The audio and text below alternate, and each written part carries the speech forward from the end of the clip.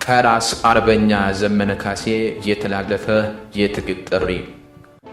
ሰውም ኢትዮጵያዊም ያልሆነውን ጭራቅ ከህዝባችንና ከሀገራችን አናት ላይ አንስተን ማንነታችንን አክብረንና አስከብረን የምንኖርበትን ስርዓት ለመገንባት በጋራ እንነሳ። የአማራ ህዝብ በተፈጸመበትና አሁንም እየተፈጸመበት ባለው የዘር ማጥፋት ዘመቻ ምክንያት ራሱን ለማዳን እያደረገ ባለው ተጋድሎ አኩሪ ድሎችን ተጎናጽፏል። ሊያጠፉት እስከ አፍንጫው ታጥቀው የመጡትን ጠላቶቹን በታላቅ ወኔና ጀግንነት እየተፋለመ በያሉበት እየደመሰሰ ራሱን እያደራጀ ከጠላት የማረከውን እየታጠቀ ህልውናውን ለማስከበርና የወደፊቱን የኢትዮጵያ ሁኔታ ከሌሎች ኢትዮጵያውያን ወገኖች ጋር በመተባበር በጋራ ለመወሰን ትግሉን አጠናክሮ ቀጥሏል። እኛ አማራዎች በእያንዳንዱ ቀን ከምናደርገው የጦር ሜዳ ፊልሚያ ጎን ለጎን ራሳችንን የማሰልጠን የማስታጠቅና የማደራጀት ስራችንን ያለ አንዳች መዘናጋት አጠናክረን እንቀጥላለን። አደረጃጀቶቻችንም የተናበበና የተቀነባበረ አመራር ለመስጠት በሚያስችለን መልኩ ለማሰባሰብ የምናደርገውን ጥረት በጥሩ መንገድ በትጋት እየሰራን ነው። ከሌሎች ኢትዮጵያውያን ኃይሎች ጋር የምናደርገውን የትግል አጋርነትና ቅርርብ መልክ ለማስያዝ የአማራ ፋኖ በከፍተኛ ትጋት እየሰራ ነው።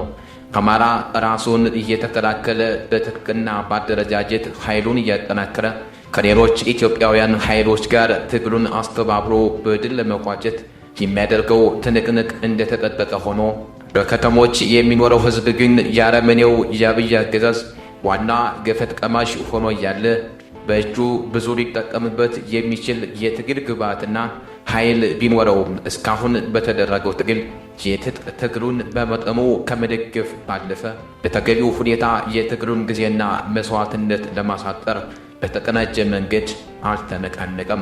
በዛሬዋ የአብይ አህመድ አረመኔያዊ አገዛዝ ኢትዮጵያ በከተሞች ለሚኖረው ህዝብ በሰላም ወጥቶ መግባት ብርቅ ነው።